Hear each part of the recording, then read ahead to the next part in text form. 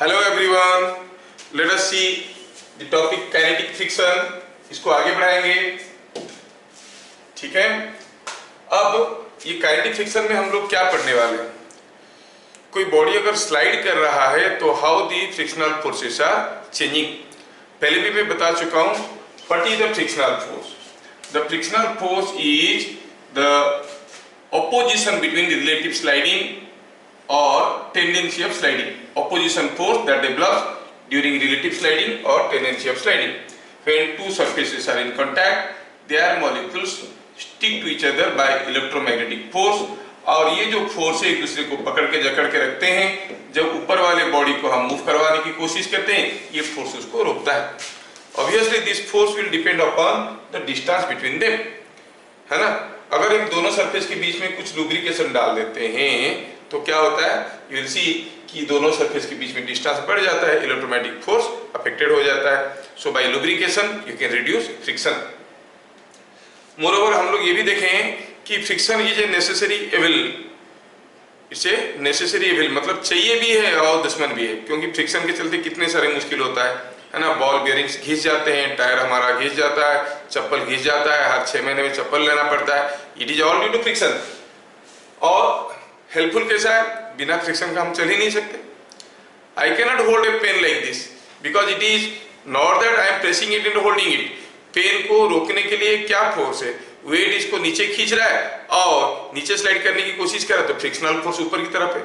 सो ये मेरे ताकत पे रुका नहीं है, यहाँ पे फ्रिक्शनल फोर्स के चलते रुका हुआ है। मेरा दोनों उंगली के बीच में थोड़ा सा अगर ऑयल दे देंगे, ये पेन फिसल जाएगा।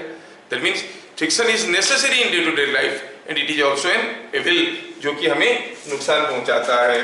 तो ठीक है, तो फ्रिक्शन के बारे में अभी हम लोग देखेंगे डिटेल्स में, how to account for frictional force. चलिए पहले हम सोचते हैं कि सपोज हम कहेंगे कि हमारे पास कोई एक इंक्लाइंड प्लेन है। Suppose here is an inclined plane और यहाँ पे कोई एक ब्लॉक रखा है और ये ब्लॉक रेस्ट में है। मैं चाहता हूं कि ब्लॉक नीचे आ जाए। How I can make it to come down. या तो मैं इसको पुश करूंगा, इधर से नीचे आ जाएगा, और यहाँ पे कोई लुब्रिकेशन दे दूंगा तब भी फिसल जाएगा। नहीं, you are not allowed to push nor you are allowed to give any lubrication. Still आप चाहते हो कि ये नीचे स्लाइड करके आए, तो क्या करोगे। सोचो अगर हमने एक हमार लेके यहाँ पर मारने लगे, ठक ठक ठक ठक ठक ठक, तो क्या देखोगे, the block is slowly coming down, है कि नहीं। Neither I am lubricated nor I am pushing or pulling this block. I am not touching this block at all. मैं यहाँ पे क्या कर रहा हूँ, इंक्लाइन प्लेन पे यहीं पे जाके बिना ब्लॉक से काफी दूर पे मारतूल से मारता हूँ, तो ये ब्लॉक स्लाइड करने लगेगा। हो क्या रहा है, when I am striking the inclined plane, there is certain vibration in the plane. Because of this vibration, this block is jumping on the plane. As it is jumping, the intermolecular spacing between the two surfaces is increasing, and the force, the frictional force, is decreasing. Frictional force decrease कर गया तो फिसलने लगा। समझ में आ रहा है ना। तो इसका मतलब हुआ कि जो फ्रिक्शनल फोर्स, जो इलेक्ट्रोमैग्नेटिक फोर्स है, वो क्यों है, इट इज बिकॉज ऑफ, ये कैसे कम हो जाता है, it can be decreased by increasing the separation between the two surfaces. Either you give some lubrication, तो भी दो सरफेस के बीच में लुब्रिकेशन आ जाएगा, लुब्रिकेंट जो भी है आ जाएगा, तो स्पेसिंग बढ़ जाएगा। Or you create some vibration so that the body kept on the surface starts jumping and the intermolecular spacing increase. Okay. Now what is kinetic friction? We'll write kinetic friction.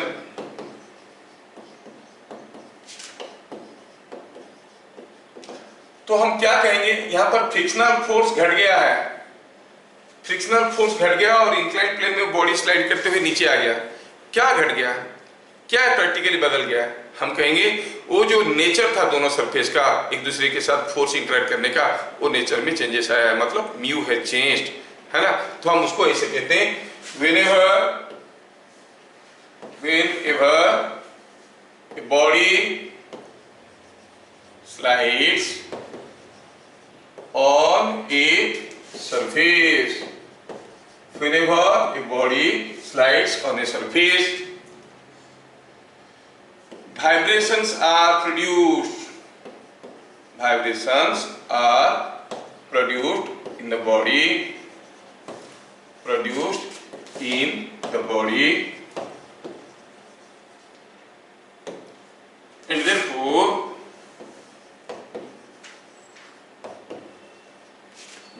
Intermolecular spacing, intermolecular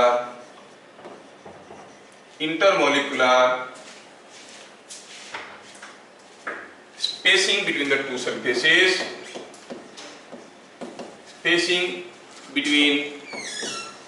two surfaces,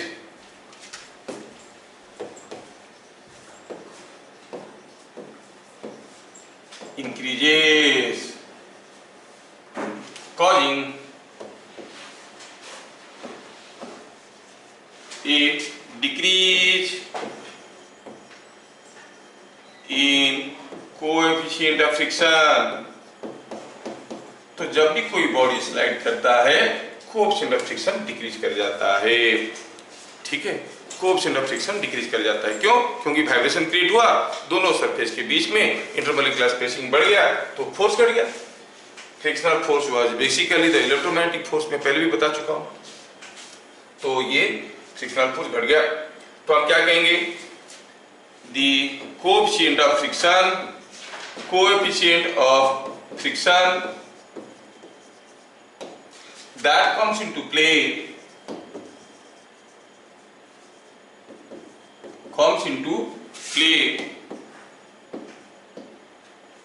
when a body is sliding is called coefficient of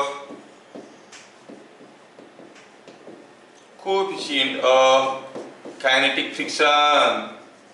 ये क्या है? Coefficient of kinetic friction, जिसको हम लोग mu के लिखेंगे। तो अब तक जो म्यू म्यू कर रहे थे वो क्या था? It was coefficient of static friction. ठीक है, it was coefficient of static friction. और कोई बॉडी स्लाइड कर रहा है तो क्या होगा? It is coefficient of kinetic friction. ठीक है, तो कोई बॉडी अगर रेस्ट में है, मतलब स्लाइड नहीं कर रहा है, तो कौन सा म्यू हम लोग कंसीडर करेंगे? Coefficient of static friction. कोई बॉडी स्लाइड कर रहा है, कौन सा म्यू कंसीडर करेंगे? Coefficient of kinetic friction. ठीक है, ये चीज आपको बढ़िया से समझ में आना चाहिए। पॉइंट नंबर 2, इफ, तो यहां पे मैं थोड़ा बताना चाहूंगा कि म्यू एस क्या है? Mu s is coefficient of static friction. मतलब जब कोई बॉडी स्लाइड नहीं कर रहा है, म्यू के क्या है? Coefficient of kinetic friction. और यूजुअली ये देखा जाता है कि mu k is slightly less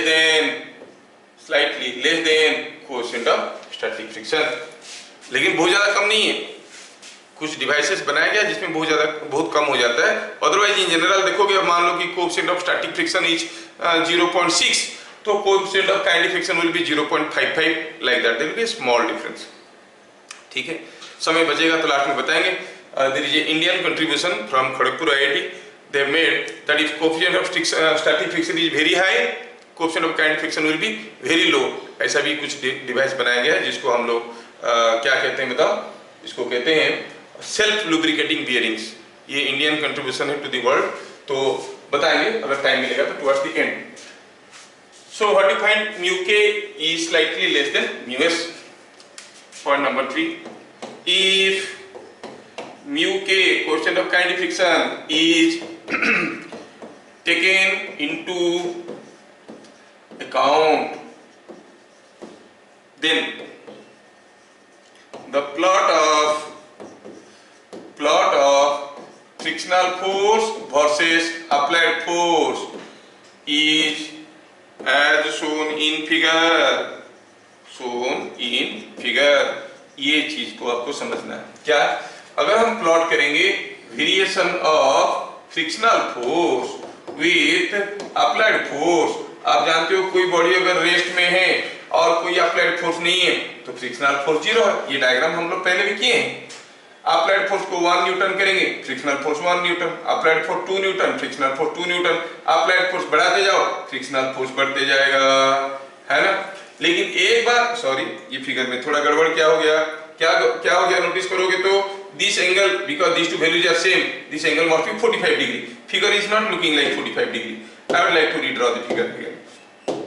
तो हम कहेंगे ये फिगर 45 डिग्री में जाता है। क्यों? क्योंकि for every value of applied force there is an equal value of frictional force. तो ये जैसे आप अप्लाइड फोर्स को बढ़ाया तो फ्रिक्शनल फोर्स बढ़ने लगा, बढ़ने लगा, बढ़ने लगा। कब तक? till it attains its maximum value। Maximum frictional force कितना हो सकता है? हम जानते हैं इसको limiting frictional force mu R कहते हैं। म्यू मतलब कौन सा म्यू लेंगे? बॉडी अभी चला नहीं है, अब चलने वाला है। The body is about to move, but it has not yet started moving। तो हम क्या करेंगे? फ्रिक्शनल फोर्स को कितना ले जाएंगे यहाँ पे? हम कहेंगे frictional force is equal to mu S into R. ध्यान रहे, coefficient of static friction into R. उसके बाद अगर आप अप्लाइड फोर्स बढ़ाएंगे तो फ्रिक्शनल फोर्स उसको रोक नहीं पाएगा। The body will start accelerating. As the body starts accelerating there is certain vibration, the body starts sliding. Once it slides mu value decreases to a new value that is called mu K. तो क्या होगा? अगर mu के नहीं होता, coefficient of friction में कोई बदलाव नहीं आता, तो शायद ये फिगर कुछ ऐसे हो जाता। लेकिन अभी म्यू का वैल्यू स्लाइटली डिक्रीज करने के कारण क्या हो जाएगा? This diagram will drupe slightly and likely this will go like this. That means what will be this value called? हम कहेंगे ये जो वैल्यू था ऊपर वाला, ये तो था म्यू एस इंटू आर। लेकिन अभी जो नीचे वाला होगा उसको क्या कहेंगे? न्यू वैल्यू ऑफ म्यू के साथ म्यू के into R. I hope you understand the figure, है ना? तो ये हो गया variation of frictional force with applied force, है ना? देखो ये हो गया variation of frictional force with applied force. अब ये फिगर को अगर हम थोड़ा ध्यान से देखेंगे तो यहाँ पे क्या चीज मिलेगा बताओ? मिलेगा ये, let me make little space so that I can explain you better. तो यहाँ पे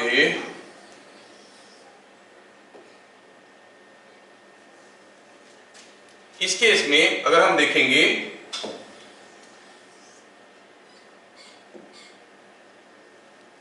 ठीक है, आप देखोगे यहां तक क्या था? Frictional force was equal to applied force, means the body was at rest. इसके बियॉन्ड क्या हुआ? Frictional force was not able to oppose the applied force, the body started moving. Here the body is sliding. ठीक है, बस आपको देखना है कि बॉडी स्लाइडिंग कर रहा है कि नहीं कर रहा है। अगर बॉडी स्लाइडिंग कर रहा है तो हमें म्यू के लेना चाहिए, और बॉडी स्लाइड नहीं कर रहा है तो हमें म्यू एस लेना चाहिए। जैसे मान लो कि मैं चल रहा हूं, दौड़ रहा हूं, दौड़ते वक्त मेरे पांव के नीचे मैक्सिमम फ्रिक्शनल फोर्स क्या हो सकता है? म्यू एस इंटू आर और म्यू के इंटू आर। आपको सोचना है जब मैं दौड़ रहा हूं मेरे पांव के नीचे मैक्सिमम फ्रिक्शनल फोर्स क्या हो सकता है? म्यू एस इंटू आर और म्यू के इंटू आर। सोचो तो, जब मैं दौड़ता हूं मेरा पांव फिसलता है क्या? नहीं, there is no sliding, so I have to take mu S into R. कोई कार चल रहा है, टायर के नीचे मैक्सिमम फ्रिक्शनल फोर्स कितना होगा? म्यू एस इंटू आर और म्यू के into R. Obviously mu S into R, क्योंकि वो स्लाइड नहीं कर रहा है। अगर कार इतना जोर से जाने लगा कि चक्का उसका फिसलने लगा है, कोई स्मूथ सरफेस के ऊपर जा रहा है, तो हम कहेंगे फ्रिक्शनल फोर्स कितना है? म्यू के into are.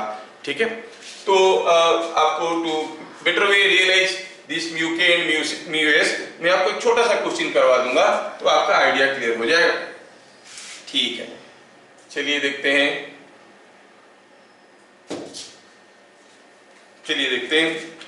Let me give U A question like this. Suppose I say here is a block. I say here is a block, say of mass 6 kg. ठीक है, it is kept on a horizontal plane, जहां पे mu के और mu S दोनों दिया गया है। म्यू के दिया गया है 0.5, म्यू एस दिया गया है 0.6, ऐसे दिया गया है। और क्या है? इसके ऊपर कोई एक फोर्स अप्लाई हुआ है। ठीक है, तो क्वेश्चन में क्या दिया है? क्वेश्चन में दिया है find frictional force on block when bit number 1 F is equal to 25 newton, bit number 2 F is equal to 36 newton, bit number 3 F is equal to 40 newton. हर एक केस में आपको बताना है कि what is the frictional force. ठीक है, चलिए सोचते हैं। डाटा क्या दिया है, 6 kg का ब्लॉक है, किसी हॉरिजॉन्टल सरफेस पे रखा है, कोई एक हॉरिजॉन्टल फोर्स पुश कर रहा है और म्यू के का वैल्यू है 0.5, म्यू एस का वैल्यू थोड़ा सा ज्यादा है 0.6। अगर ऐसे म्यू के म्यू एस दोनों नहीं दिया रहेगा तो बॉडी स्लाइड करे या रेस्ट में रहे हमें कोई फर्क नहीं पड़ता है, जो वैल्यू म्यू का दिया रहेगा वो ले लेंगे। अगर कहीं दिया है तो how to account this values in our numerical. चलिए अब हम कहेंगे सॉल्यूशन में कि हमारा जो अप्लाइड फोर्स है, here what is the applied force, the external force parallel to the surface of contact, how much it is given already, F is the applied force। अच्छा, और यहाँ पे लिमिटिंग फ्रिक्शनल फोर्स कितना हो सकता है, the maximum frictional force that may develop here that is mu into r। ये कौन सा म्यू है, म्यू एस, क्योंकि मैक्सिमम फ्रिक्शनल फोर्स की बात करें, म्यू एस इंटू आर। और व्हाट इज आर, आर तो सबको मालूम है 6g है ना, तो हम कहेंगे it is coming out to be mu S into R. Mu S कितना है 0.6, 0.6 into 60, 0.6 into 60 that is 36 newton. इतना हो सकता है मैक्सिमम। चलिए बात करते हैं बिट नंबर 1 का। F is equal to 25 newton. मैं 25 न्यूटन फोर्स से उसको ढकेलने की कोशिश कर रहा हूं और यहाँ पर मैक्सिमम फ्रिक्शनल फोर्स कितना हो सकता है 36 न्यूटन। क्या ये ब्लॉक मूव करेगा, मूव नहीं करेगा, तो हम क्या कहेंगे, दी अप्लाइड फोर्स इज 25 न्यूटन, मतलब दी फ्रिक्शनल और लिमिटिंग फ्रिक्शनल फोर्स है 36 न्यूटन, मतलब जो फ्रिक्शनल फोर्स होगा that is a smaller value out of the to and what is that is 25 Newton. Yes sir, ये तो हम लोग पहले भी किए थे, हाँ किए थे, very good, you remember. Now if the applied force is 36 Newton, इस केस में आप क्या कहोगे, पहला केस में the body is at rest or moving, obviously the frictional force is less than the limiting frictional force, हम कहेंगे body at rest, ये बॉडी अभी रेस्ट में है, मूव नहीं कर रहा है। सेकेंड केस में अप्लाइड फोर्स इज 36 न्यूटन, हम जो फोर्स लगा रहे हैं वो 36 न्यूटन का है, limiting frictional force is also 36 Newton, मतलब फ्रिक्शन अपना पूरा दम लगा चुका है हमको रोकने के लिए और हमारे पास भी कोई एक्स्ट्रा फोर्स नहीं है ओवरकम करने के लिए, दोनों बराबर है। क्या कहेंगे, body is in limiting equilibrium, it is about to move, move नहीं किया है, जस्ट मूव करने वाला है, तो हम क्या कहेंगे, frictional force is also equal to 36 newton. और क्या कहेंगे, the body in limiting equilibrium, limiting equilibrium. हाँ सर, नया क्या है ये सब तो पहले भी आप बताएं, हाँ बताएं। Now bit number 3, when frictional force applied force is 40 Newton. अच्छा, तो क्या ये बॉडी रुकेगा, नहीं, स्लाइड कर जाएगा, स्लाइड कर जाएगा। तो आप क्या कहेंगे अभी फ्रिक्शनल फोर्स को, इट इज स्लाइड कर जाएगा, तो हम कहेंगे इट इज म्यू के इंटू आर, क्योंकि म्यू का वैल्यू बदल गया है कि नहीं। म्यू के कितना दिया है 0.5, आर कितना है 60 newton, so it is coming out to be 30 newton. क्या आपको समझ में आ रहा है, is it understood that now the frictional force will be 30 newton. Frictional force 30 newton है। क्या है, बॉडी धीरे धीरे जाएगा, कांस्टेंट वेलोसिटी में जाएगा कि एक्सीलरेट करेगा, आपको क्या लग रहा है, ये कांस्टेंट वेलोसिटी में जाएगा कि एक्सीलरेट करेगा, सोचिए और बताइए। और अगर एक्सीलरेट करेगा आपको लग रहा है तो कितना एक्सीलरेशन में जाएगा ये भी हमें निकालना है, we want to find that also. ठीक है, हमें वो भी निकालना है कि कितना एक्सीलरेशन में ये जाएगा। चलिए देखते हैं ये कितना एक्सीलरेशन में जाएगा, थोड़ा मैं स्पेस बनाता हूं so that I can show you here. अभी मुझे पता ये करना है, हमें पता चल चुका है कि ये बॉडी जो है अभी ये मूव करने वाला है, मूव तो करेगा, एक्सीलरेट करेगा, क्या एक्सीलरेशन होगा, तो हम कहेंगे बॉडी एक्सीलरेट्स, हियर द बॉडी एक्सीलरेट्स। थोड़ा सा ये जगह ज्यादा उधर ले लिया है, let me make it simpler. Yes, the body accelerates.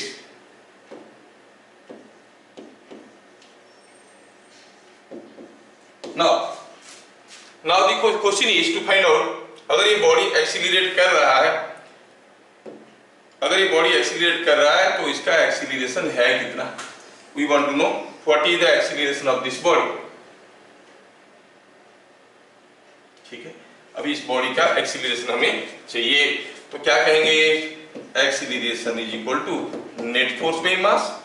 Net force by mass, net force मतलब मैं कुछ दे रखा हूं, फ्रिक्शन कुछ है, what is my force, my force is 40 newton, और व्हाट इज फ्रिक्शनल फोर्स, वो तो 30 न्यूटन है ना, 30 न्यूटन है। मास कितना है, मास इज 6 kg, तो it is coming out to be 5/3 metre पर सेकंड स्क्वायर। क्या ये बात सबको समझ में आ रहा है, म्यू एस म्यू के का यूज समझ में आ रहा है। हम लोग वेराइटीज ऑफ क्वेश्चंस करेंगे ये चीजों को समझने के लिए। फिलहाल मैं आपको कोशिश कर रहा हूं कि कब म्यू के का वैल्यू लेते हैं, कब म्यू एस का वैल्यू लेते हैं। समझ में आया, म्यू के कब लेना है, जब कोई बॉडी स्लाइड कर रहा है। म्यू एस कब लेना है, जब कोई बॉडी रेस्ट में है, स्लाइड नहीं कर रहा है, रेस्ट नहीं बोलेंगे, स्लाइड नहीं कर रहा है। ठीक है, तो हो सकता है कि मैं रेस्ट में नहीं हूं, मैं दौड़ रहा हूं, that may give U A misconception कि मेरे पांव के नीचे म्यू के लेना चाहिए। मैं दौड़ रहा हूं लेकिन मेरे पांव स्लाइड नहीं कर रहा है, समझ में आ रहा है। अच्छा, ये बात, चलिए आगे बढ़ते हैं। पहला पॉइंट हम लोग देख लिए कि what is mu s mu k business.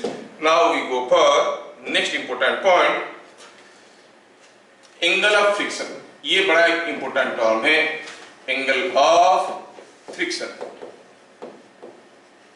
इसको अदरवाइज कहते हैं कोन एंगल। क्यों कहते हैं कोन एंगल, ये एंगल ऑफ फ्रिक्शन क्या है, उसका कुछ वैल्यू भी दे देते हैं, नाम ले लेते हैं, let us call it theta, क्योंकि एक सिमिलर टर्म आएगा एंगल ऑफ रिपोज, तो अब देखेंगे ये एंगल ऑफ फ्रिक्शन चीज क्या है। स्टेप बाय स्टेप इसको समझते हैं। When a body is sliding on a surface, जब कोई बॉडी किसी एक सरफेस के ऊपर स्लाइड कर रहा है, तो ठीक है, वो जो सरफेस के ऊपर स्लाइड कर रहा है वो उसके ऊपर कितना टू फोर्स दे रहा है। ध्यान से देखो तो यहाँ पर कोई एक बॉडी है, ये क्या कर रहा है, किसी एक सरफेस के ऊपर स्लाइड कर रहा है, may be accelerating, may be moving with constant velocity, but sliding. अब हम जानना चाहते हैं कि ये सरफेस इसके ऊपर कितना टू फोर्स दे रहा है। फिर a body is sliding on a surface, the surface exerts two forces on it, two forces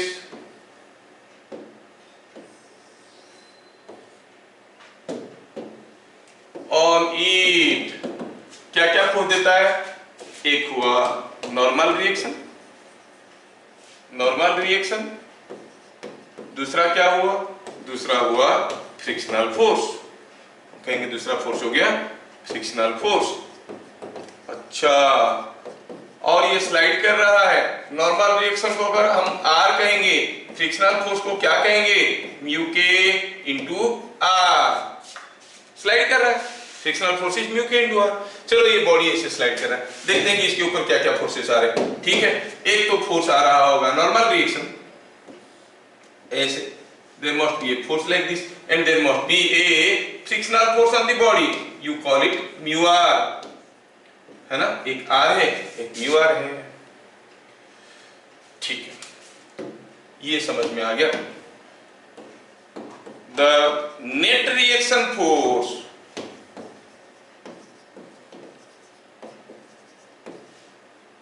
on the body, जो नेट रिएक्शन फोर्स होगा ऑन द बॉडी वो कैसे होगा, ये दोनों फोर्स का resultant.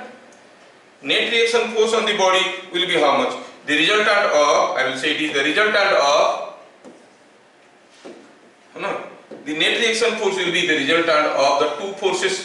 What are the two forces, R and mu R. इनका resultant निकालना है, चलो कोशिश करते हैं कैसे निकालेंगे। दोनों फोर्स को जोड़ना है, बाय ट्रायंगल लॉ जोड़ देते हैं, हम कहेंगे ये हुआ आर, ठीक है, और ये हुआ म्यू आर। ठीक है, तो नेट रिजल्टेंट फोर्स क्या होगा, ये सरफेस इसके ऊपर दो फोर्स दे रहा है, ये दोनों फोर्स का रिजल्टेंट क्या होगा, एक वेक्टर होगा, नीचे से ऊपर होगा कि ऊपर से नीचे होगा, ट्रायंगल लॉ, नीचे से ऊपर होगा, कुछ ऐसे होगा, this is the net force. समझ में आया क्या, द नेट रिजल्टेंट फोर्स और reaction force on the body 8 surface of contact कितना हो जाएगा, you say F net is equal to mu R का square, they are mutually perpendicular no, so into R का स्क्वायर होल रूट ओवर। इसलिए जब मैं three-body diagram की बात कर रहा था, मैं कह रहा था the contact forces are always equal and opposite and normal to the smooth surfaces of contact. अगर सरफेस स्मूथ नहीं है तो जो फोर्स है वो नॉर्मल हो भी सकता है, नहीं भी हो सकता है। समझ में आ रहा है? So I am taking care of that part when I am talking about three body diagram. अगर सरफेसेस ऑफ कांटेक्ट स्मूथ है तो उनके बीच में जो फोर्स होगा वो नॉर्मल टू दी सरफेस होगा। अगर स्मूथ नहीं है कुछ भी हो सकता है। और क्या देख रहे हैं यहाँ पर जो नेट फोर्स आ रहा है वो कैसा है दिखने में भाई, ये दोनों का रिजल्टेंट कुछ ऐसे हो रहा है ऐसे। तो आप देख रहे हो कि जो नेट फोर्स है वो वर्टिकल के साथ कुछ एंगल कर रहा है, that means it is making some angle with the normal reaction, that angle is called angle of friction और कोन एंगल। बड़ी काम की चीज है कोन एंगल, बाद में देखेंगे how to use this in numericals. क्या कहेंगे इसमें,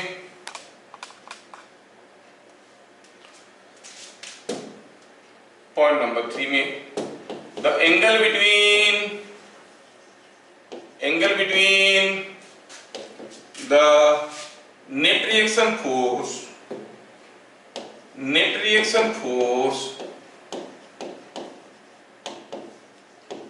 and normal reaction force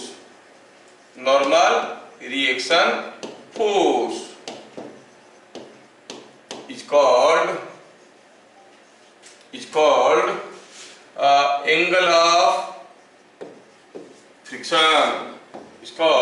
angle of friction theta.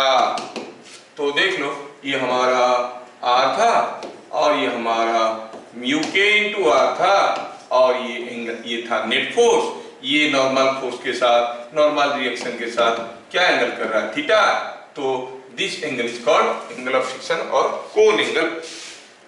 अब इसको कोन एंगल कहने का पीछे मतलब क्या है, कोन एंगल कहने का पीछे मतलब ये है कि सपोजिंग आई से this is a block kept on a rough rental surface, मैं जब इसको इधर को पुश कर रहा हूं इसके ऊपर फ्रिक्शनल फोर्सेस कैसे आ रहे हैं, ध्यान से देखो, एक ऐसे आ रहा है इधर को और एक नॉर्मल रिएक्शन आ रहा है और ये दोनों फोर्स का रिजल्टेंट कुछ ऐसा है ना। अगर ये ब्लॉक को मैं इधर लूंगा तो net force will be like this, so when I randomly move this on the surface the net reaction force of the surface will be traversing the surface of a cone, है कि नहीं। And cone angle क्या है, the semi vertical angle of the cone is called cone angle और angle of friction. समझ में आ रहा है, इसलिए उसका नाम देते हैं कोन एंगल। ये है कितना, एसोन हम कहेंगे tan थीटा कितना है, tan theta is this by this mu के into R by R, R R को खा गया दिस म्यू के, है ना। और क्या है angle of friction, tan inverse of mu के। काफी बुक में देखोगे दिया रहेगा कि angle of friction is tan inverse of mu और बाद में एक एंगल ऑफ रिपोज निकालते हैं और बोलते हैं कि दोनों बराबर है, दोनों बराबर है। अगर एज्यूम कर लेंगे दोनों आसपास के हैं, लेकिन एग्जैक्टली अगर देखेंगे it is something different, mu के and mu s are totally different things. So angle of friction is coming out to be tan inverse of mu k. ठीक है, सही किस काम का है, बड़े काम का चीज है भाई, जब हम करेंगे न्यूमेरिकल आप देखोगे। ठीक है, angle of friction is tan inverse of mu के। स्कूल लेवल की न्यूमेरिकल के लिए ज्यादा नहीं चाहिए, जैसे आप जेई लेवल की न्यूमेरिकल करोगे बड़ी खतरनाक चीज है, बड़ी सुंदर सी आंसर आता है इसमें अगर इसकी अंडरस्टैंडिंग क्लियर है तो। सो हमें समझ में आ गया कि what is angle of friction. मैं थोड़ा सा एक छोटा सा क्वेश्चन करना चाहूंगा, क्वेश्चन एक छोटा सा करना चाहूंगा आपको समझाने के लिए। Let us take an example. Here is a block say of mass 10 kg और क्या दिया है यहाँ पे mu s is equal to 0.5, mu k is equal to 0.4। ठीक है, म्यू के इज 0.4 ऐसे करके दिया गया है। और क्या पूछा है कि I apply a force of say F ठीक है, क्या पूछा है? Find net reaction force,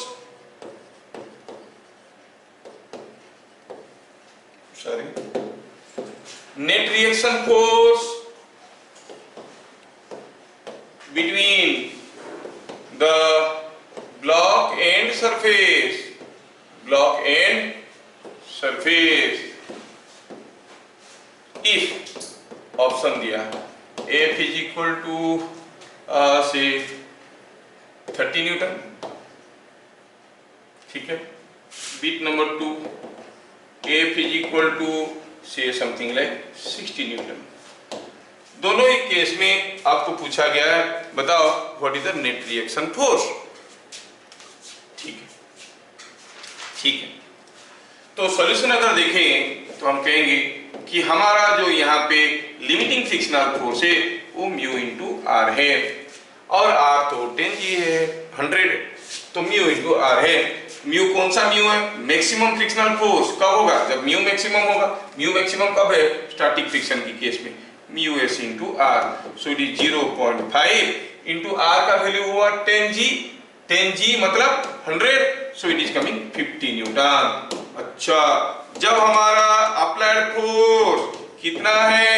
30 newton. क्या आप गेस करके बता सकते हो फ्रिक्शनल फोर्स क्या होगा? The smaller value out of the to, दोनों में से छोटा कौन? Applied force, so frictional force is 30 newton. क्या पूछा है आपको? Net reaction force. अब ये ब्लॉक के ऊपर क्या क्या फोर्सेस आ रहे हैं? ये सरफेस एक फोर्स ऐसे दे रहा है, नॉर्मल रिएक्शन है ना, और क्या है? एक फ्रिक्शनल फोर्स दे रहा है 30 न्यूटन। आपको पूछा गया नेट फोर्स बताओ। अब नेट फोर्स तो कोई भी बता सकता है। नेट फोर्स इज 100 का स्क्वायर 30 का स्क्वायर होल रूट ओवर, ठीक है, जो निकलेगा वही। Let us leave it like this. Now when applied force is equal to 30 newton, हमारा नेट फोर्स कितना हो गया? ये दोनों फोर्स का रिजल्टेंट। अच्छा, जब applied force is equal to 60 newton, जब applied force is equal to 60 newton आप क्या कहोगे? चलो देखते हैं क्या होगा। अप्लाइड फोर्स को 60 न्यूटन करके देखते हैं। If you make applied force is equal to 60 newton, bit number 2 में अप्लाइड फोर्स इज 60 न्यूटन, तो दोनों में से छोटा कौन? Limiting frictional force. क्या ये बॉडी रेस्ट में रहेगा? नहीं, स्लाइड कर जाएगा। तो क्या हम फ्रिक्शनल फोर्स को 50 लेंगे? नहीं, स्लाइड कर जाएगा। तो हमें म्यू के का वैल्यू लेना पड़ेगा। तो हम कहेंगे, तो हम क्या कहेंगे? F is more than mu s into r, body slides, as the body slides, आप क्या कहोगे? The frictional force is equal to mu k into r, mu k मतलब 0.4, r मतलब 100, 0.4 into 10G और 100, it is 40 Newton. Oh, now the block is experiencing two forces, एक 40 Newton वाला और एक 100 न्यूटन वाला। पूछा है बताओ what is the net force. अब तो कोई भी बता सकता है, 100 का स्क्वायर 40 का square whole root over is the net force on the block. So angle of friction, net reaction force between the two surfaces हमें समझ में आ गया, ठीक है। Let us go for the next item. बड़ा इंटरेस्टिंग आइटम है ये, नाम है इसका एंगल ऑफ रिपोज। चलो इसको कहते हैं फाई, इसका कुछ नाम दे देते हैं phi, something different from angle of friction, so नाम देते हैं फाई। एंगल ऑफ रिपोज क्या है? ये एंगल ऑफ रिपोज, चलो इसको प्रैक्टिकली समझने की कोशिश करते हैं। What it means by angle of repose. Suppose on an inclined plane there is a block kept on the plane. I'll just take an example.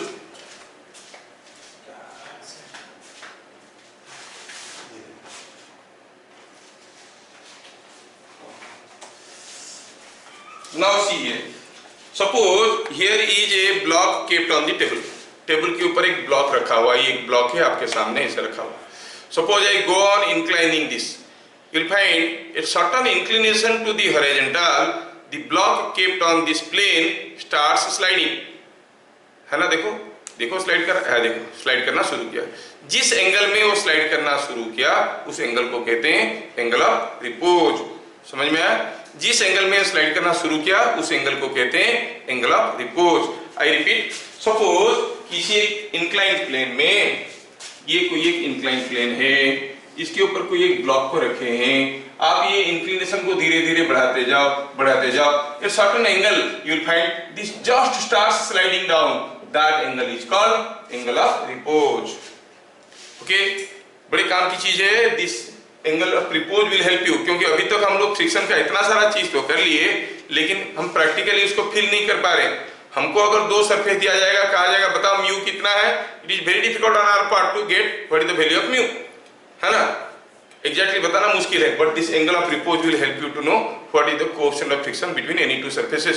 मुझे याद है 4-5 साल 6 साल पहले केवीपीआई में सेकंड राउंड में ये पूछा गया था इंटरव्यू में, आपको दो दिया गया, एक ब्लॉक दिया गया, एक कार्डबोर्ड दिया गया, how to find the coefficient of friction between them, nothing else is given, no measuring device is given, how to find the and you are given just a protractor, how to find the coefficient of friction between the two surfaces, we will learn it now.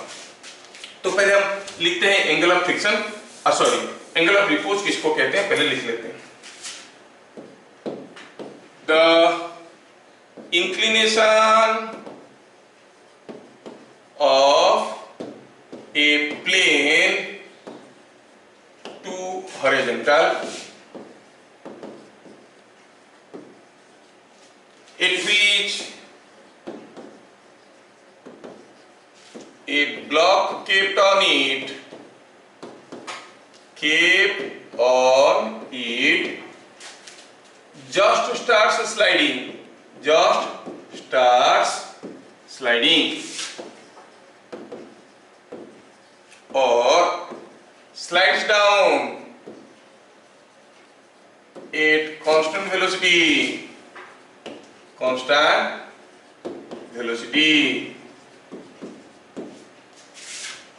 is called angle of repose. नाम देखो, angle of repose. जिस angle में कोई incline plane के ऊपर रखा हुआ block चलना शुरू करता है, नाउ लेट अस थिंक वो एंगल क्या होगा। तो हम क्या कहेंगे, सपोज ये कोई एक इंक्लाइन प्लेन है, यहाँ पे कोई एक ब्लॉक रखा हुआ है, और ये जो ब्लॉक है अब ये चलना शुरू करेगा, it is at the verge of motion, कौन सा एंगल में, that angle of repose is called phi. Suppose इसका मास m है, I want to know what is phi. I have well understood earlier that the weight of this block can be resolved into two components, a component like this and a component like this. Obviously this component you know it is mg sin theta, this component is mg cos theta. There will be a normal reaction on the block. अच्छा, and as the block is sliding down, the frictional force must be in the upward direction. क्योंकि ये just फिसलने वाला है, क्यों? क्योंकि it is at the angle of repose, तो just फिसलने वाला है, तो फ्रिक्शनल फोर्स भी तो उसका मैक्सिमम वैल्यू पे होगा। तो frictional force must be at its maximum value, क्योंकि जस्ट फिसलने वाला है।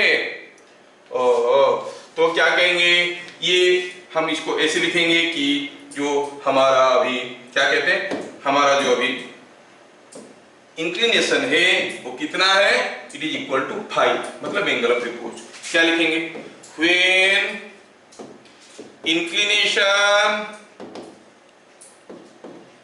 theta of a plane is equal to angle of repose, the body is about to slide, so it is in limiting equilibrium। अब limiting equilibrium कब होता है, when applied force is equal to limiting frictional force. अच्छा, तो यहाँ पर अगर ये लिमिटिंग इक्विलिब्रियम में है, तो हम क्या कहेंगे, लिमिटिंग इक्विलिब्रियम में हो ये रहा है कि सिग्मा fx 0 सिग्मा fy 0। आप अगर अपना x एक्सिस और y एक्सिस को इसे ले लेते हो, suppose you choose this is your x axis and this is your y axis, sigma fy 0 will give you r is equal to mg cos theta। Sigma fx is equal to 0 will give you fr mu r is equal to mg sin theta, है ना। तो हम क्या कहेंगे, अभी ये limiting equilibrium में है, आगे बढ़ते हैं तो लिखेंगे as it is in limiting equilibrium sigma fy is equal to 0 means r is equal to mg cos theta, sigma fx is equal to 0 limiting equilibrium में है तो हम कहेंगे mg sin थीटा नीचे की तरफ है ना, ऊपर की तरफ क्या है म्यू आर, तो write it is mu into R, but R का वैल्यू तो मालूम है म्यू mg cos थीटा।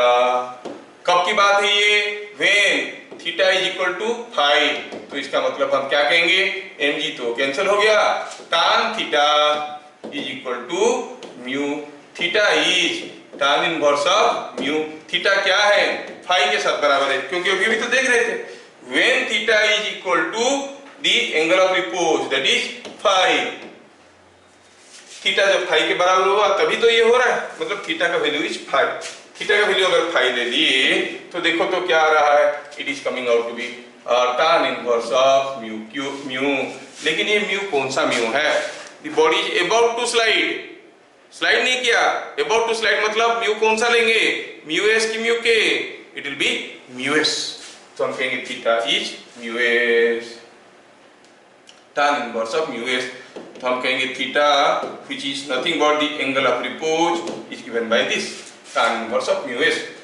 तो ध्यान रहे angle of repose between a block and an inclined plane depends upon the nature of the block and the plane is tan inverse of mu s, और mu depend करता है type of block के लिए, कोई पूछेगा एक फलाना incline plane में एंगल ऑफ रिपोज क्या है, हाँ अकेला एक सरफेस म्यू डिसाइड नहीं करता है, दोनों सरफेस मिलकर डिसाइड करते हैं। वुडन ब्लॉक के लिए एंगल ऑफ रिपोज जो होगा, स्टील ब्लॉक लेंगे तो कुछ दूसरा होगा, कॉपर प्लेट लेंगे तो कुछ तीसरा होगा, तो mu value will be different for different surfaces, so angle of repose will be different for different surfaces. तो हम क्या देखें, जब किसी एक ब्लॉक इंक्लाइन प्लेन पे रखा हुआ है, इंक्लिनेशन को बढ़ाते जाएंगे तो एक समय आएगा जब ये जस्ट चलना शुरू करेगा, जस्ट चलना शुरू करेगा, जिस एंगल में the angle with the horizontal is called angle of repose.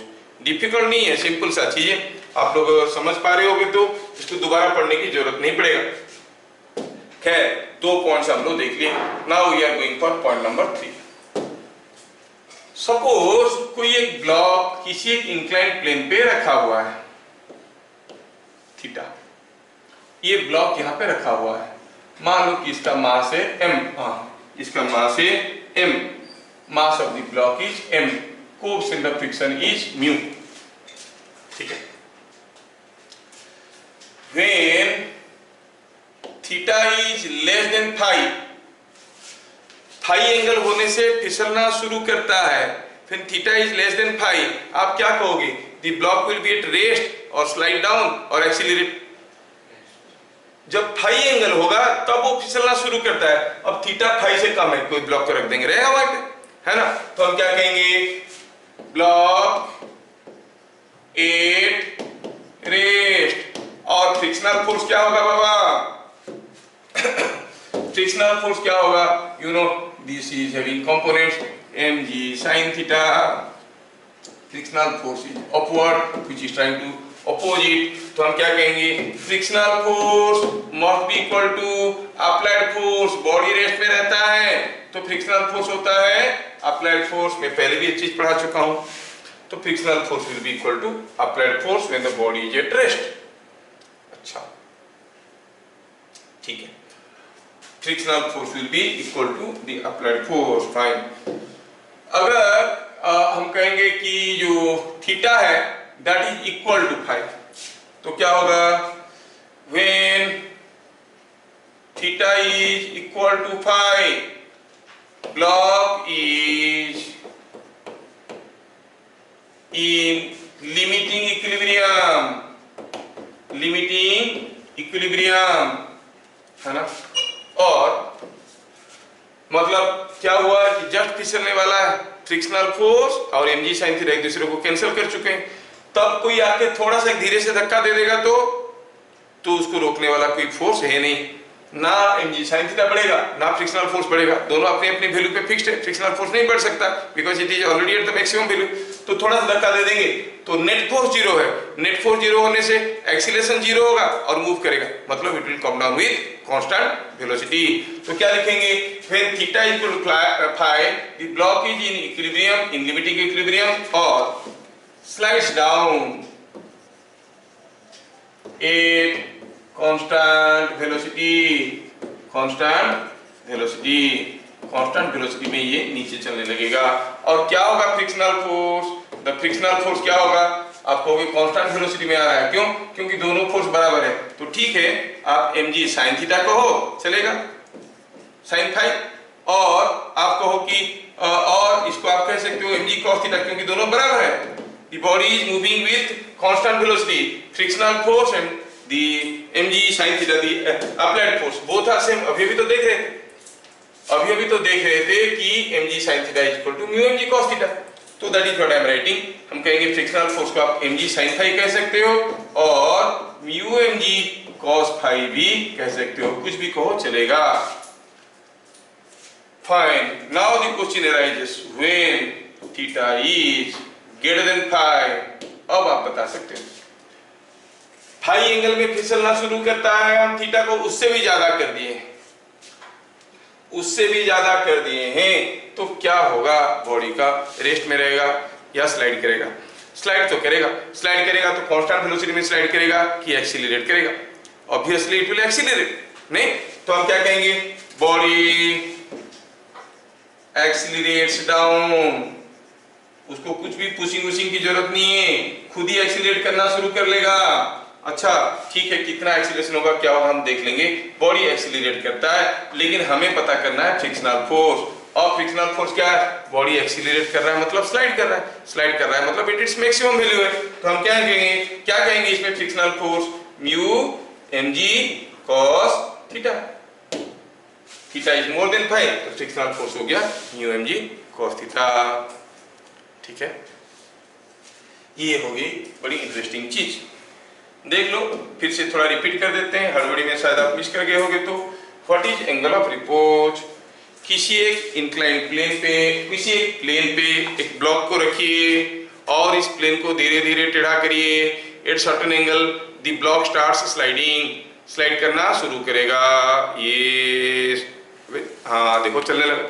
जैसे ये स्लाइड करना शुरू किया जितना एंगल में, उस एंगल को हर एंगल के साथ उसको कहते हैं angle of repose.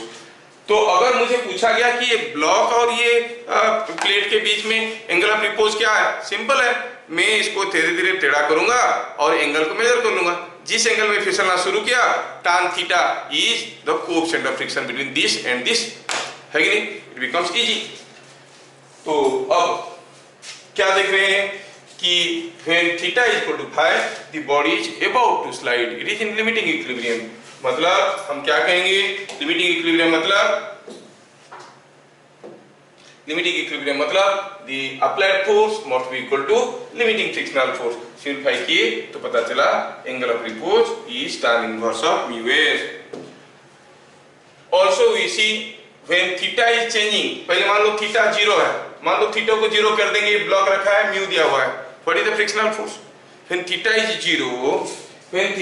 zero, this block is on the table, what is the frictional force, no frictional force, why, because there is no sliding nor there is any tendency of sliding। जैसे जैसे मैं इसको धीरे धीरे थोड़ा सा angle दिया, अब ये स्लाइड नहीं कर रहा है, लेकिन फ्रिक्शनल फोर्स नहीं है क्या है, क्योंकि इसका फिसलने की टेंडेंसी है, फ्रिक्शन के चलते नहीं फिसल रहा है, फिसलने का टेंडेंसी जो है, जो अप्लाइड फोर्स है वो क्या है, इस बॉडी का इस डायरेक्शन में जो फोर्स है डाउन द इंक्लाइन, कौन सा फोर्स, mg sin थीटा। मतलब जब थीटा छोटा रहेगा frictional force is mg sin theta, theta बड़ा हो जाएगा frictional force is mu mg cos theta. So frictional force on this block is changing with theta, theta के साथ साथ बदल रहा है ना। चलिए अगर हम प्लॉट करना चाहेंगे, how is the variation of frictional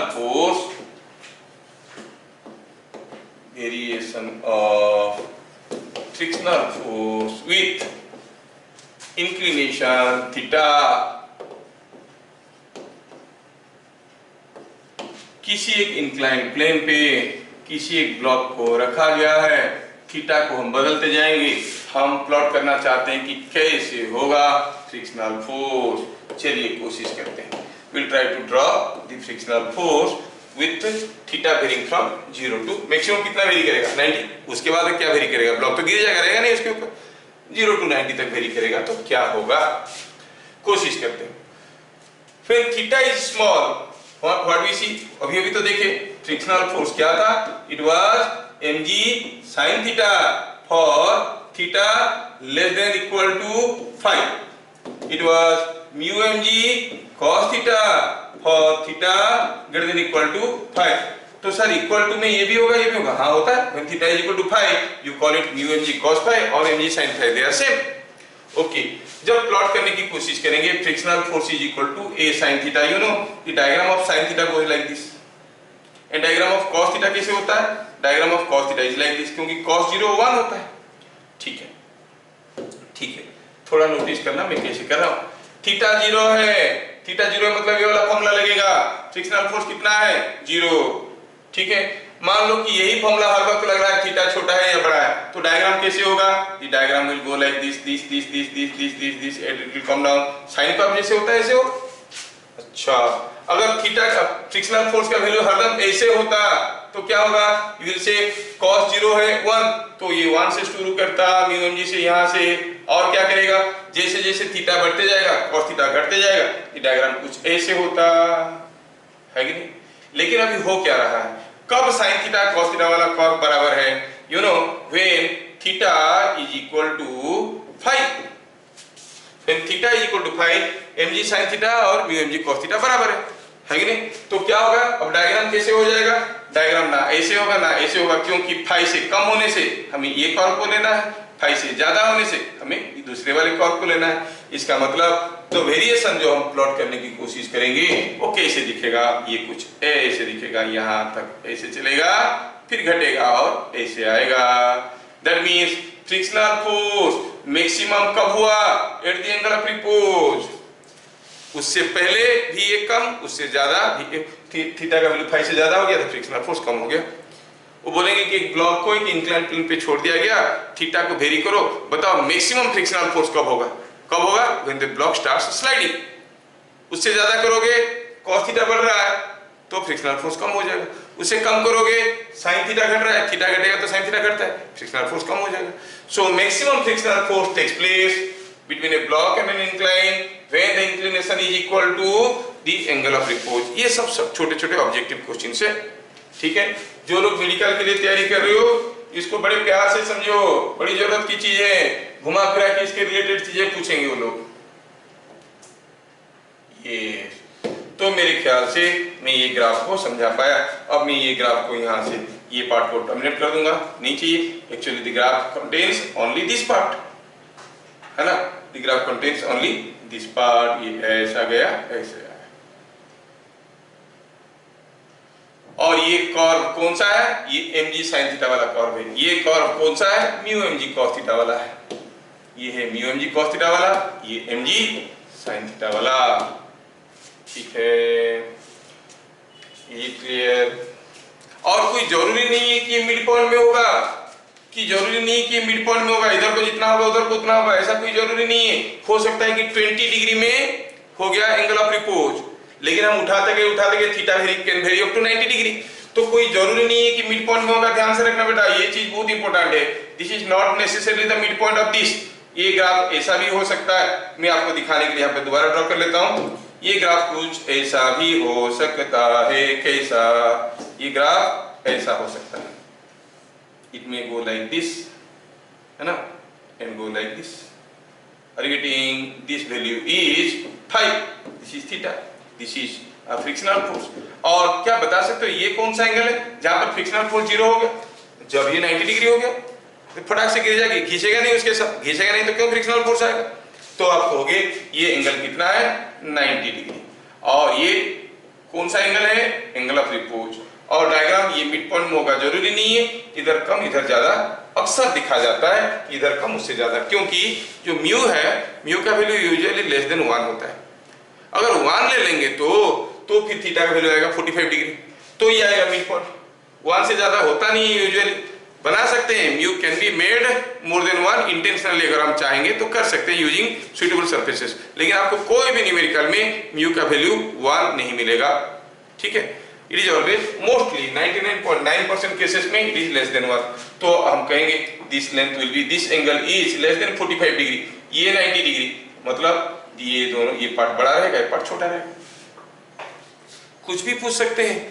They'll give you a diagram like this, variation of frictional force with theta on an inclined plane is given। 3 figure दे देंगे, which figure is looking to be more appropriate, समझ में आना चाहिए। ये वाला part छोटा होना चाहिए, ये वाला पार्ट बड़ा होना चाहिए। फंसाने के लिए तो कुछ भी बोल सकते हैं, है ना। तो हमें समझ में आ गया what is angle of repose, उसको लेके क्वेश्चंस करेंगे। लेकिन अभी हम देखें कि अगर theta becomes more than angle of repose, तो उसके ऊपर रखा हुआ बॉडी नीचे स्लाइड करना शुरू करेगा। हमें पता करना है कि what is the acceleration of this body, that is again another important article. क्या? Acceleration of block down the plane,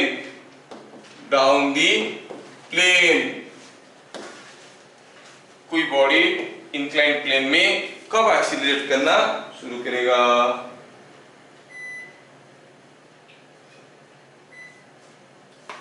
ठीक है, कब शुरू करेगा?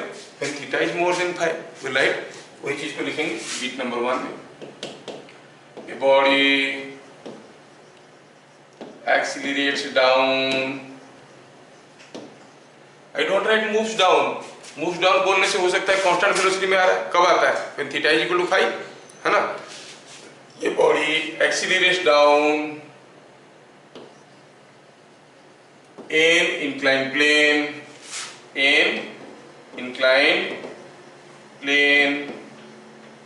a body accelerates down in inclined plane if inclination theta is more than angle of repose। हाँ ठीक है, ये बात है, ये समझ में आता है, ठीक है। कितना एक्सीलरेशन है? How much is the acceleration? Let us try to find out the acceleration. अभी हमें एक्सीलरेशन निकालना है, बीट नंबर 2 में निकालना है एक्सीलरेशन। क्या एक्सीलरेशन की बात चलेगा? इसको खींचने वाला फोर्स है mg sin थीटा, रोकने वाला force.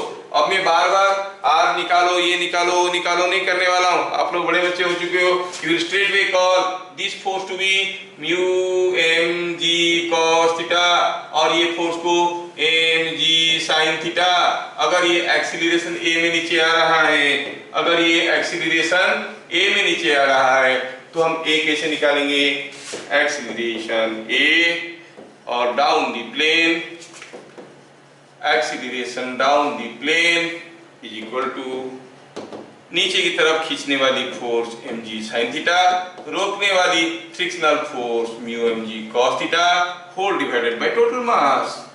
It is equal to g into sin theta minus mu cos theta. ये हो गया एक बहुत ही important formula that you have to remember. On an inclined plane a block was released, find the acceleration. You have to remember the formula is g sin theta minus mu cos theta. समझ में आया? ये बात है। यही जो चीज आया इसको मैं थोड़ा और भी सजा के लिखना चाहता हूँ। I want to write it in a different way, ठीक है। और एक फॉर्मूला एक्सीलरेशन के लिखेंगे बीट नंबर 3 में। बीट नंबर 3 में देखेंगे we see that acceleration is g sin theta minus mu cos theta.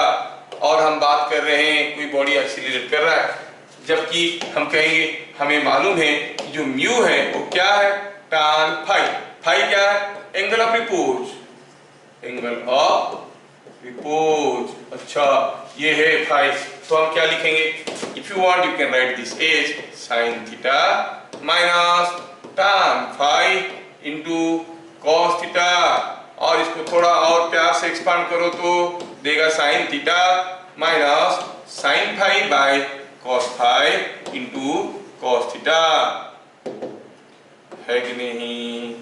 अगर इसको और थोड़ा सिंप्लीफाई करेंगे, cos फाई क्रॉस मल्टीप्लाई हो जाएगा, let us add them, it is coming sin theta cos phi g into sin theta cos phi minus cos theta sin phi and whole divided by cos phi. थोड़ा numerator को देखिए क्या दे रहा है, sin a cos b minus cos a sin b is equal to sin a minus b।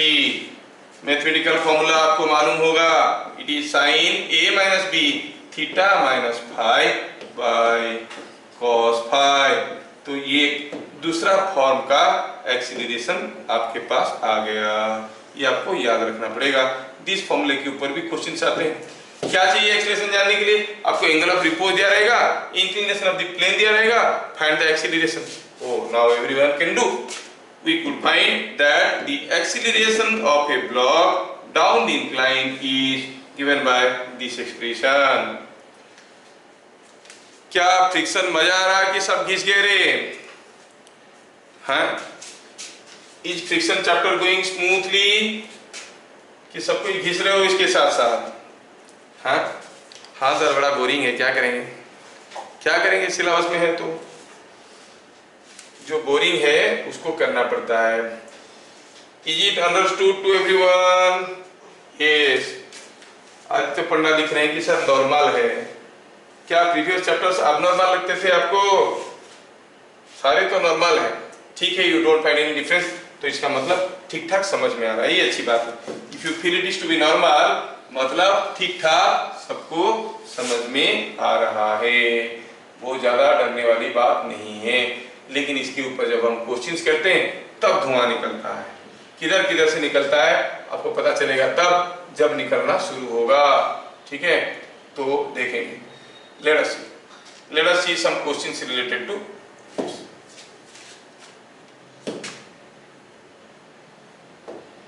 कुछ questions कर लेते हैं सिंपल फॉर्मूला बेस में, कुछ क्वेश्चंस कर लेते हैं डायरेक्टली ऑन फॉर्मूला, ठीक है।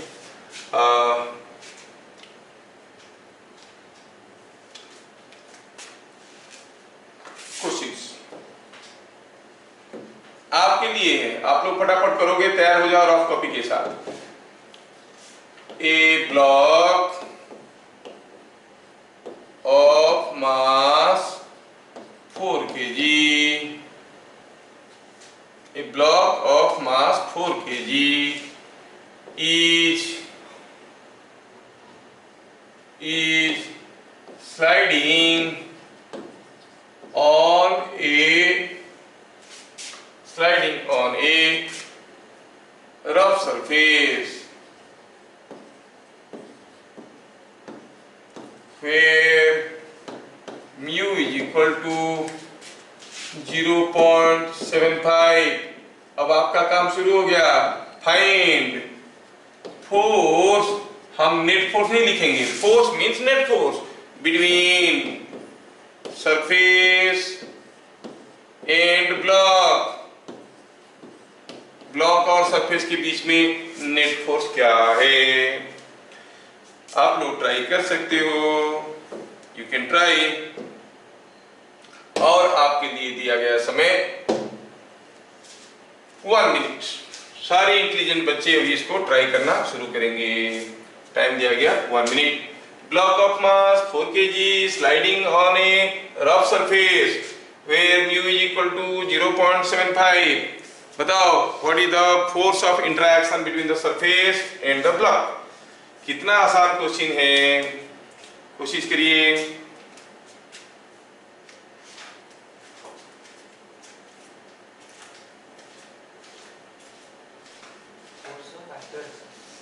Interaction, force of interaction between the two surfaces, force between the surface and the block पूछा है।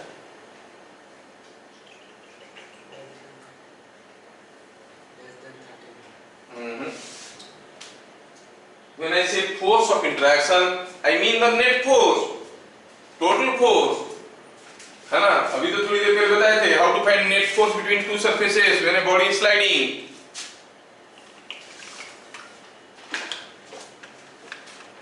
ट्राई करोगे तो आप कर लोगे, ठीक है। 1 minute is over. Late us go for the solution. अरे भैया मैं तो बताया क्या कि जब कोई बॉडी स्लाइड कर रहा है, जब कोई बॉडी स्लाइड कर रहा है वो सरफेस ऊपर उसके ऊपर क्या क्या फोर्स दे रहा है। Yes yes Aditya Panda has given correct answer but missing A zero. तब ये बॉडी अगर स्लाइड कर रहा है यहाँ पर एक फ्रिक्शनल फोर्स भी तो आएगा म्यू आर। तो हम क्या कहेंगे what is net force? Net force is R का स्क्वायर म्यू आर का square whole over and how much it is R कितना है भैया ये 4 kg नहीं तो आर कितना है आर इज 40 न्यूटन। कैसे हुआ सर? ये होता है भगवान की माया है, ये सब अभी बताने के लायक नहीं हो, तुम लोग अभी बड़े हो गए। म्यू आर कितना होता है 0.75 इंटू 40 कितना हो गया इट इज 30 न्यूटन। ओ दो फोर्स आ रहे 30 का स्क्वायर प्लस 40 का square whole over is 50 newton. Aditya Panda ने सही बताया। ठीक है so the net force between the two surfaces of contact is coming out to be 50 newton. ठीक है अगला क्वेश्चन आपके लिए क्वेश्चन नंबर 2। अगला क्वेश्चन आपके लिए क्वेश्चन नंबर 2 निकालते हैं। तो क्या दिया है यहाँ पे कोई एक ऐसा हेमिस्फेरिकल बॉल रखा गया है। Here is A hemispherical ball और ये बॉल पे रेडियस कितना दिया है r। The radius of the ball is given r। यहाँ पे नीचे हुआ यूं कि छोटा सा कीड़ा, ठीक है छोटा सा कीड़ा यहाँ पे बैठा हुआ है। अब ये कीड़ा चलने लगेगा, ठीक है ये ball can not move, ball is fixed, ये बॉल अभी फिक्स्ड है, ये बॉल मूव नहीं कर सकता, इसको फिक्स कर दिए। तो क्या लिखेंगे क्वेश्चन को ऐसे लिखते हैं। तो क्वेश्चन है कि ये बॉल के ऊपर अंदर से अगर ये कीड़ा चढ़ने लगेगा कितना ऊपर तक चढ़ पाएगा, कितना ऊपर तक चढ़ पाएगा ये कीड़ा आपको बताना है। To what maximum height it can climb.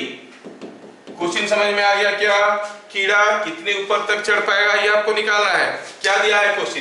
Question दिया है द इंसेक्ट स्टार्ट्स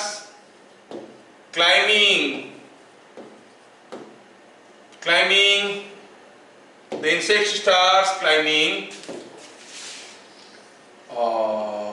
ठीक है the insect starts climbing inside the rough hemispherical ball, spherical ball, ये बाउल के अंदर चढ़ना शुरू किया कीड़ा। Coefficient of friction is mu. Find to what maximum height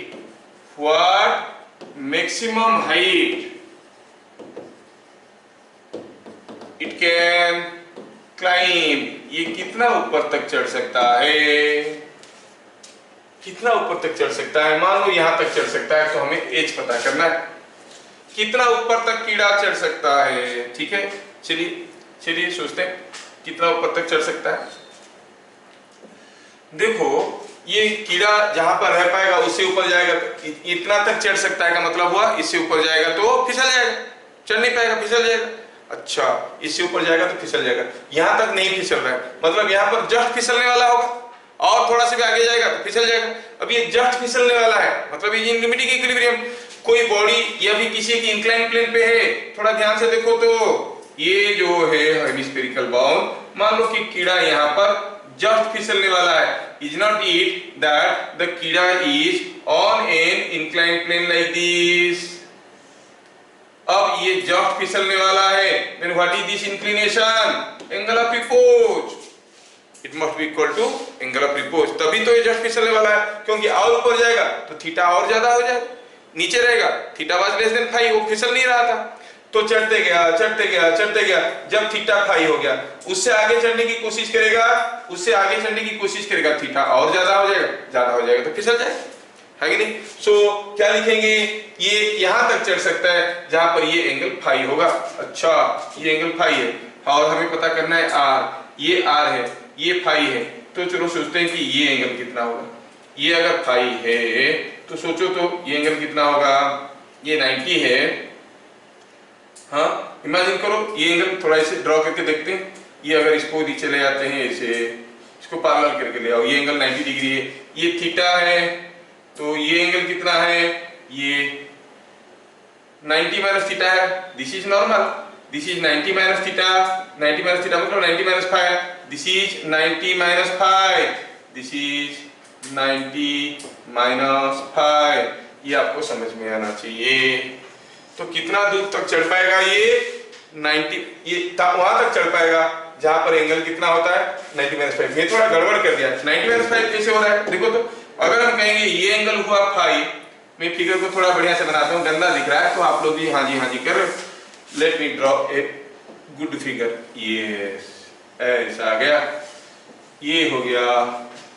मान लो कीड़ा यहाँ तक चढ़ गया, इतना दूर तक चढ़ा और नहीं चढ़ पा रहा है। ये सेंटर है हेमिस्फेरिकल बॉल का, ये इसका रेडियस है, और ये एंगल दिया है थीटा जो कि फाई है। अगर ये एंगल थीटा है तो आप क्या कहोगे, ये तो 90 डिग्री है ना, तो ये एंगल कितना हो गया, ये 90 डिग्री है, तो मतलब ये एंगल कितना हो गया, दिस एंगल इज, ये 90 है तो ये 90 माइनस थीटा हुआ। ये लाइन वर्टिकल के साथ क्या एंगल करेगा, सेम लाइन वर्टिकल के साथ क्या एंगल करेगा, थीटा, क्योंकि ये थीटा है, ये 90 है, ये 90 माइनस थीटा है, तीनों मिलकर 180 डिग्री होना है। ये 90 माइनस थीटा हुआ तो ये हो गया थीटा। मतलब this line is making an angle theta with the vertical. हाँ सर समझ में आया, ये एंगल थीटा। तो क्या लिखेंगे सॉल्यूशन में, सॉल्यूशन में इसे लिखेंगे, the insect can climb, the insect can climb up to point P where theta is equal to where point P where theta is equal to angle of repose, angle of repose, क्योंकि उससे ऊपर जाएगा फिसल जाएगा, मतलब tan inverse of mu. पता क्या करना है, हाइट पता करना है कीड़े का। अच्छा हाइट कैसे पता करेंगे, हाइट पता करने के लिए देखेंगे कि ये हाइट कितना है, दिस इज द हाइट। अगर ये r है, ये कितना हो गया r sin थीटा, पूरा कितना है, पूरा है r, तो हाइट कितना होगा, तो हम क्या कहेंगे, then what is the value of r coming out to be, so what is the value of h coming out to be, h the maximum height,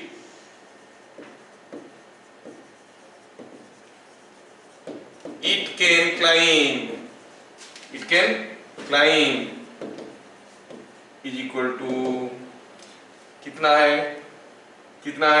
r minus r sin theta, it is r minus r sin theta। थोड़ी सी जगह की problem है, हमारे देश में तो जगह की प्रॉब्लम बहुत है, तो हम थोड़ा जगह की प्रॉब्लम को कम करने के लिए लोगों को छोटा कर दिए। ठीक,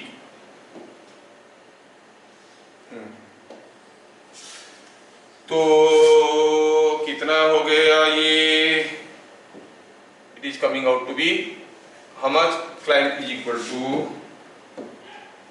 to r minus r sine theta.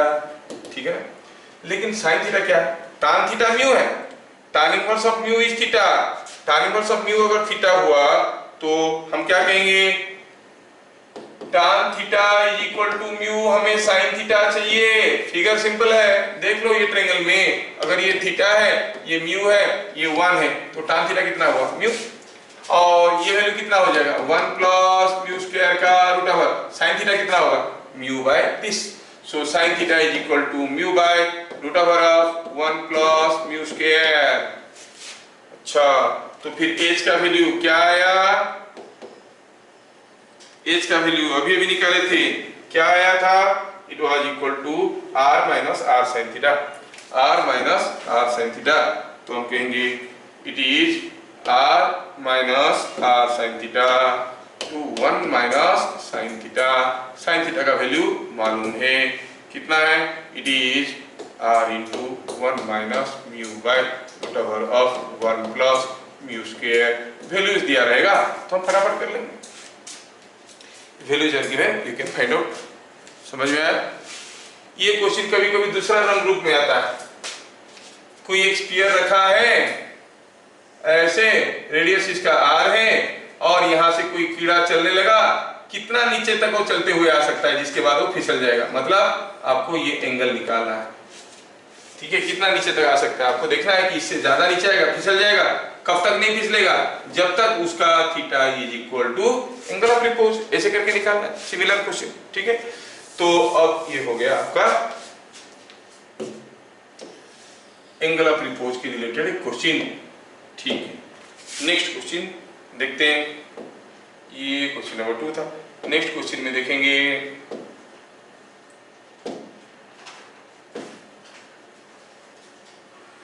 Question number 3। Question number 3, a block is kept on an inclined plane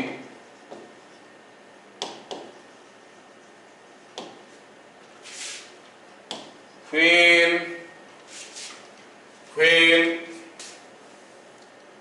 inclination is 30 degree to horizontal,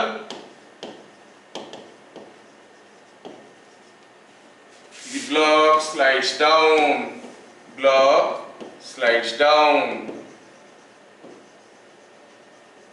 with constant velocity, constant velocity. If inclination is made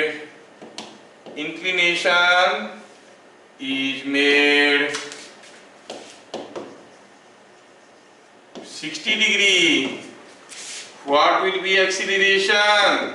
What will be acceleration of block? What will be acceleration of block? है ना? तो acceleration block का क्या होगा? थोड़ा question को प्यार से और दिमाग लगा के देखिए क्या दे रहा है। When the inclination is 30 degree, the block was sliding down with constant velocity. Solution में क्या लिखेंगे? सॉल्यूशन में लिखेंगे the block was sliding down with constant velocity when the inclination was 30 degree। मतलब हुआ कि when the inclination was equal to angle of repose, then what is the angle of repose? तो हम कहेंगे here angle of repose is, कौन सा angle में body constant velocity में मूव करता है? You say it is angle of repose. कितना एंगल है? क्वेश्चन में दिया है 30 डिग्री। अच्छा, so that is equal to 5। You are to find out acceleration. Given क्या दिया है? Given the inclination is 60 degree and you are asked to find out the acceleration। और acceleration का फॉर्मूला है कोई पहलवान जो याद रख लेता है एक बार में, क्या है देखो तो। acceleration का फॉर्मूला क्या था? it was equal to g sin theta minus phi by cos phi। आ गया तो डायरेक्ट फॉर्मूला लगाएंगे। डायरेक्ट फॉर्मूला किसके ऊपर लगेगा और क्या बनेगा इसमें? it will be g sin theta minus phi by cos phi। तो थीटा तो 60 डिग्री है, सो it is g sin 60 minus 30 by cos 30। देखो क्या आया? It is coming out to be tan 30। tan 30 is 1/√3, so the acceleration will be g by √3 metre पर second square. समझ में आ रहा है? Equal to g by √3 metre पर सेकंड स्क्वायर। आखिरी क्वेश्चन है आपके लिए, ठीक है? आखिरी क्वेश्चन है, let us see question number 4। ये इसका आंसर आप लोग करके बना के छोड़ोगे मेरे लिए, ठीक है? Here is an inclined plane. Inclination दिया है से 30 डिग्री। यहां पे कोई एक ब्लॉक रखा है, कितना, 20 kg का। क्या दिया है, on the inclined plane mu is say 1 दे दिया, आसान है आपको कैलकुलेट करने के लिए। Find minimum F required to hold the block in equilibrium. क्या मैं ये क्वेश्चन आपके लिए छोड़ सकता हूं? आप सोचो और इसके आंसर को कमेंट बॉक्स में दो, ठीक है। इतना सारा चीज में पढ़ा दिया। And next class we are going to start with Newton's laws of motion. Don't miss the first class. Will see Newton's laws, Newton की नजरों से देखेंगे। बाकी लोग जैसे पढ़ाते हैं ऐसे नहीं है, Newton's law is Newton's law, इतना आसान है नहीं, है ना। कोई बॉडी को धक्का नहीं देंगे तो नहीं चलेगा, न्यूटन बोले थे, ये हर कोई जानता है। न्यूटन क्या खाक बोलेंगे, रखा है धक्का नहीं देंगे नहीं चलेगा। जो स्कूल नहीं गया उसको मालूम नहीं है क्या? Everyone knows. Then telling so simple statement Newton became so महान, not impossible. We have interpreted it wrongly. We shall see that in the next class, ठीक है। तो आज का समय हो चुका है। आप लोग इस क्वेश्चन का सॉल्यूशन को कमेंट बॉक्स में दीजिए। फिर मिलेंगे अगले क्लास। जय हिंद।